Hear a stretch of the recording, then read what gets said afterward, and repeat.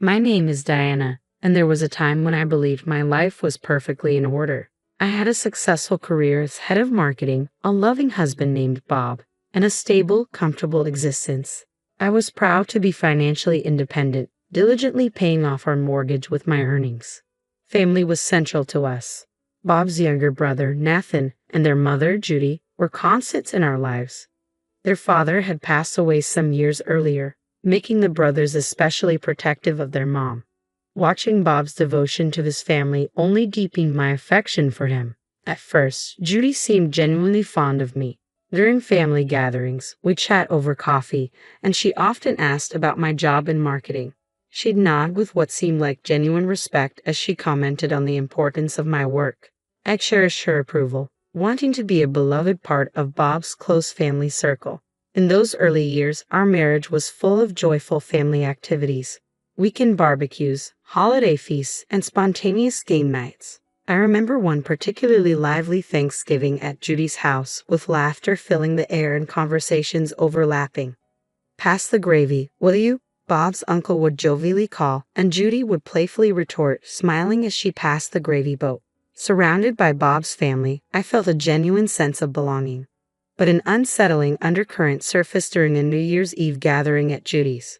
While refilling my wine in the kitchen, I overheard her in the living room making a snide remark about what Bob's cousin Lori was wearing.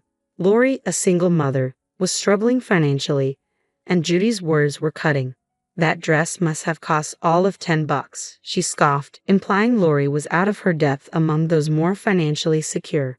My heart sank with embarrassment for Lori. This wasn't the warm, welcoming family I thought I knew. Over time, the teasing that I'd brushed off as harmless revealed itself as something far crueler. Judy regularly huddled with Bob and Nathan, casting judgmental glances at other relatives and friends, whispering and snickering as they shared derisive comments. I felt the sting of this cruelty on Easter Sunday when Judy mocked another relative's new car. "Probably got it from the buy here, pay here lot," she speculated with a smirk. "She'll be paying it off until she's 70. I couldn't hold back. "Hey," I interrupted, my voice sharper than I intended. "Don't you think that's a bit much? Janet can probably hear you."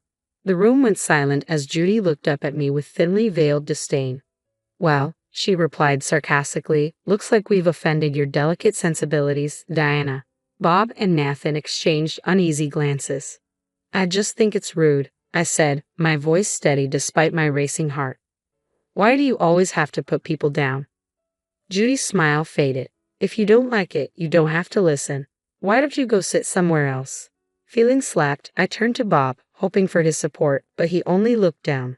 "Fine," I said tightly. "I will." After that day, family gatherings became a lonely ordeal. I'd sit by myself, nursing a drink, while Bob stayed glued to his mother's side. Occasionally, he'd send an apologetic glance my way, but he never came to sit with me. One evening, after an especially tense dinner, I felt the weight of this divide settle heavily between us. I couldn't hold back my frustration any longer. "Why don't you ever stand up to her?" I asked, my voice trembling with a mixture of hurt and anger. Bob sighed deeply, his hand running through his hair in distress. "She's my mother, Diana. What do you want me to do?" "I want you to tell her she's being mean," I said, my words sharp. "I want you to support me." But he never did. Over time, the tension grew unbearable. I started finding excuses to avoid family events, work emergencies, migraines, anything to escape the icy stares and whispered criticisms.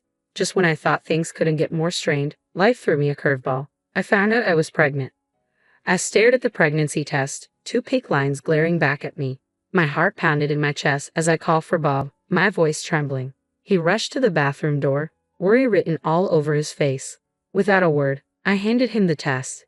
His eyes widened in surprise, and he pulled me into an embrace. For a fleeting moment, I thought maybe this baby could heal the rift between us. Maybe this new life would bring us closer, restore what we were losing. But the pregnancy was difficult from the start. I was plagued by constant nausea and a constant gnawing fear of miscarriage. My doctor prescribed bed rest, but as the weeks went on, my condition worsened. My eyesight began to deteriorate, another rare, potentially permanent complication. It soon became impossible for me to keep working. I had to quit my job. As I lay there, physically and emotionally drained, I felt more isolated than ever. I needed Bob's support, but he seemed to pull further away. He came home late most nights, claiming work demands or meetings with colleagues. More and more, I fell asleep alone, only waking to the sound of the front door closing late into the night. The day of my C-section arrived, and with my deteriorating eyesight, a natural birth was too risky. As I lay on the cold operating table, fear and excitement mingled in my chest. "Where's Bob?" I'd asked the nurse, my voice shaking. She gave me a sympathetic smile. "Your husband's in the waiting room, dear. He said he'd rather stay there." The surgery went smoothly, and soon, the sound of my son's first cry filled the room. As they placed him on my chest, an overwhelming rush of love took my breath away. But the moment of joy was short-lived. Later, in the recovery room, Bob finally appeared. His face was unreadable, but I could see the discomfort in his eyes. "Look, Diana," he said, his tone sharp, "I've got to say something. This whole thing, it's not right." I blinked, confused. "What do you mean?" His frustration was palpable. "Normal women give birth on their own without all this surgery crap. And men, we're not supposed to be here for this. We should be meeting our wives and kids at home, like in the old days." His words hit me like a physical blow. My heart sank as I processed his utter lack of empathy. Bob, the man I thought I knew, seemed so distant, so disconnected from the reality of what we had just gone through. I couldn't hold back any longer, but before I could speak, he cut me off. "Save it. I'm heading home. This place gives me the creeps." The next few weeks blurred into a haze of sleepless nights and endless feedings, with Bob rarely at home. When he was there, he barely helped with the baby. His presence seemed like a shadow, and when he did interact with our son, it was with frustration. One night, as the baby cried, Bob grumbled irritably, "Can't you quiet him down?" I was exhausted, my body still recovering from surgery, but I managed to respond, "I'm trying, Bob." He's teething. It's painful for him. Bob's patience was running thin. "You're always focused on the kid. What about me? What about what I need?" His words hit me like a slap. Here I was barely managing to get any sleep, still healing, trying to juggle everything. And he was upset because our intimacy had dwindled. I didn't know how to respond. As the months went by, Bob's dissatisfaction only deepened. One night, while I rocked our restless 7-month-old, Bob made an abrupt declaration. "You need to start working again." I looked at him stunned. "What about the baby?" "We'll get a nanny," he interrupted. "We can't keep going like this, Diana. We're running out of money." I wanted to argue. I wanted to say that our baby needed me, that I wasn't ready to leave him yet, but the finality in Bob's voice left no room for discussion. Reluctantly, I began searching for a job. With my vision still impaired, it was a daunting task, but eventually I found a role at a smaller firm. The salary was much lower than my previous job, but it was something. When I shared the news with Bob, his response was dismissive. "That's all we're paying a nanny for." His frustration was palpable. Tears pricked at my eyes. "I'm doing the best I can, Bob. It's hard with my vision still not fully recovered." He muttered something under his breath and walked away, leaving me feeling more alone than ever. And so began a grueling new chapter. Mornings were a rush to get to work, and every day I felt a pang of guilt as I handed my son over to the nanny. My days were a blur of trying to keep up at work with compromised eyesight, then coming home to a husband who resented me and a child who needed me more than ever. Time slipped by in a relentless cycle of work, child care, and mounting tension. Family gatherings, already strained, grew worse with Judy's behavior. She'd act as the doting grandmother when others were around, but her detachment was always clear. She'd call our son in a sickly sweet tone, "Come to Grandma." But he, sensing her coldness, would cling to me instead. Judy's mood would sour instantly. "What have you been telling him about me?" she'd accuse, venom in her voice. "You're turning my grandson against me." Exhausted, I tried to explain. "He just doesn't know you well, Judy. Maybe if you visited more." She'd cut me off before I could finish. "Don't you dare blame this on me," she'd snap, then storm off to complain to Bob.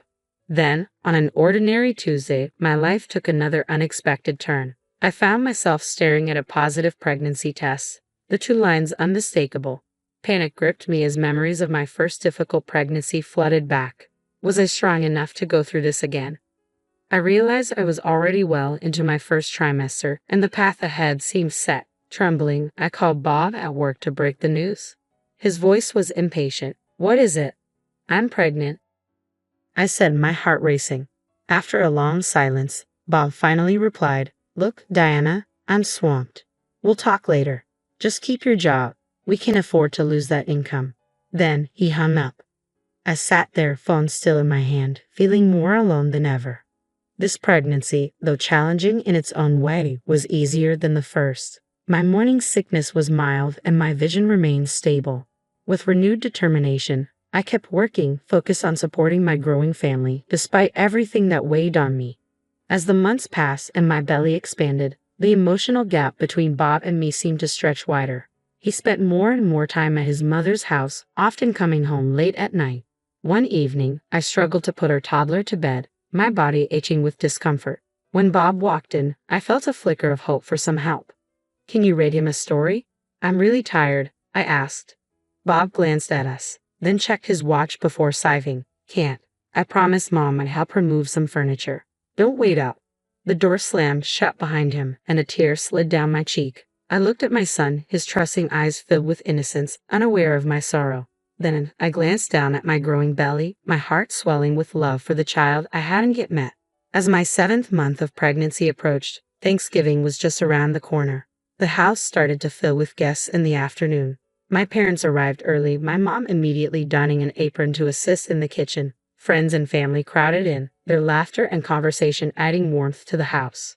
Just as I was finishing setting the table for dinner, the doorbell rang again. It was Nathan, Bob's younger brother, and he wasn't alone.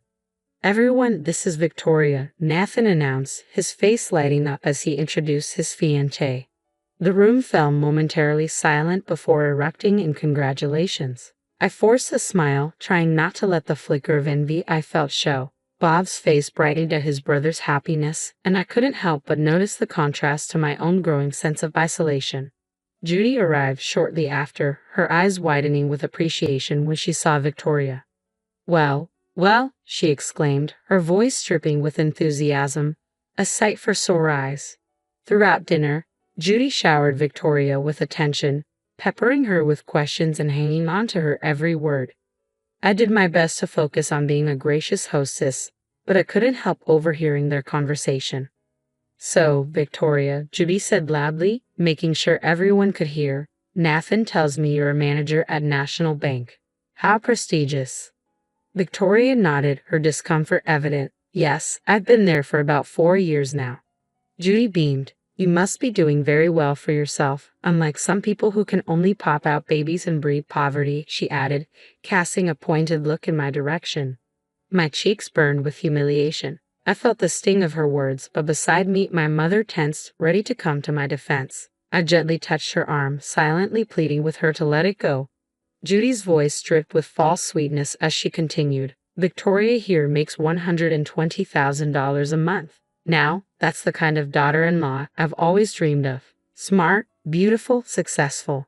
Tears welled up in my eyes. I thought about all the years I'd spent working hard to support our family, paying the mortgage, and building the career I was proud of, all of it now seemingly forgotten. "I think we should continue this lovely evening somewhere more suitable," Judy announced, standing up. "Victoria, dear, why don't we all go to that new restaurant downtown? My treat, of course." Before I could process what was happening, Judy, Bob, Nathan, and Victoria were heading for the door. Bob didn't even glance back at me as they left. The remaining guests, sensing the shift in atmosphere, quickly made their excuses and departed, leaving only my parents behind. They offered to help clean up, but I insisted they rest. Finally, alone, I collapsed onto the sofa, tears flowing freely. Time seemed to stand still as I cried, my hand resting gently on my swollen belly. I thought about how my life had spiraled to this point. Dawn was approaching when, 5 days after my emergency C-section, I felt a sudden surge of strength, both physical and emotional. The doctors were impressed with my progress and gave me the green light to leave the hospital. During this time, Bob hadn't called once. Since he left for San Diego, he hadn't asked how I was doing or inquired about our newborn son. It was clear to me now. Our marriage had reached its end. I reached out to my parents, asking if the boys and I could stay with them temporarily. They immediately agreed, offering their full support. While staying with them, I had the chance to rest and recuperate as they lovingly doted on my sons. I began researching divorce lawyers and gathering the necessary financial documents. A week after leaving the hospital, Bob finally called. I ignored the first 3 calls, letting them go to voicemail, but eventually answered the 4th. "Where the hell are you?" Bob demanded, his voice a mix of anger and confusion. "Why aren't you at home?" I took a deep breath, trying to remain calm. I'm at my parents' house with our sons. I filed for divorce. There was a stunned silence on the other end of the line before he scoffed. Divorce? Are you kidding me? After everything I've done for you? I felt my anger rise. What I've done? You mean abandoning me right before I gave birth? Or draining our savings? Get over it, he shot back dismissively. I'll pay you back, no problem. In fact, I don't even want to see you again. You know why? Because I'm going to be rich. He ranted about Nathan's new wife offering him a job at the bank, their plans to start a financial company, and how they were going to be incredibly wealthy. You never believed in me, Diana. You always shot down my ideas. Well, guess what? I'm free now, and you? You're just a loser who can't recognize potential when it's right in front of her. The divorce proceedings went surprisingly quickly. Bob didn't contest anything, returned the money he had taken, and agreed to pay alimony. When it came to the house, I had years of mortgage payments logged that proved I had been the primary contributor. The judge awarded me the house without hesitation. The day I moved back in with the boys, the house now officially mine, Bob was there packing up his last belongings. As I entered, holding the baby and with our toddler by my side, he sneered. Enjoy this dump while you can, he spat. I'll be in a mansion soon, swimming in cash. You'll see what you missed. He left, and with his departure, I felt an overwhelming sense of relief. The house suddenly felt bigger, brighter, like it was finally mine again. A year and a half later, life had settled into a new routine. I had returned to work and found a balance between my career and motherhood. Though it wasn't always easy, my boys and I were happy, healthy, and thriving. One ordinary Tuesday, my phone buzzed with a news alert that made my heart stop. The headline read, "Local banker exposed as fraud, leaves family in ruins." The article revealed a shocking scandal. Victoria, Nathan's wife, had been orchestrating an elaborate con. She had convinced Bob, Nathan, and Judy to invest heavily in a non-existent financial company, draining their savings and even mortgaging Judy's house. Victoria had never actually worked at the bank. The office she had shown them was a rented space, a mere facade for her fraud. She vanished with millions, leaving behind nothing but counterfeit documents and shattered dreams. To make things worse, an extra loan had been taken out to cover Nathan and Victoria's extravagant wedding in San Diego, the same event that had prompted Bob to abandon us. As I continued reading, a whirlwind of emotions hit me: shock, confusion, and, I'll admit, a hint of satisfaction. The aftermath was devastating. Unable to repay their debts, they lost everything: home, cars, even personal possessions, taken by creditors. I heard from others that Judy had resorted to working a cashier job just to scrape by enough for a small apartment and basic groceries. Bob and Nathan were in similarly dire straits, their dreams of affluence completely shattered. As I processed the news, a deep sense of relief washed over me. I had divorced Bob just in time, sparing my children and me from the financial ruin that had engulfed my former in-laws. Just when I thought I had moved on, Judy's number flashed on my phone. Despite my better judgment, I answered. Her voice was weak, a stark contrast to her usual commanding tone. "We need your help," she began, her words laced with desperation. "The children need their father and grandmother," she pleaded, emphasizing the importance of family during these hard times. I took a deep breath, memories of past betrayals flooding back. Thanksgiving alone, being abandoned before giving birth, the constant insults. "Family," I echoed, my voice firm. "You were concerned about family when you left me alone, pregnant and in peril. You weren't worried about family when you drained my savings or called me a loser." Judy tried to interject, but I cut her off. "I'm sorry for your troubles, Judy, but the choices made by you, Bob, and Nathan are not my burden. My children are my priority, and I will not allow your chaos to disrupt our lives. Please don't contact us again." I hung up and immediately blocked her number, feeling a significant weight lift from my shoulders. It was over, once and for all.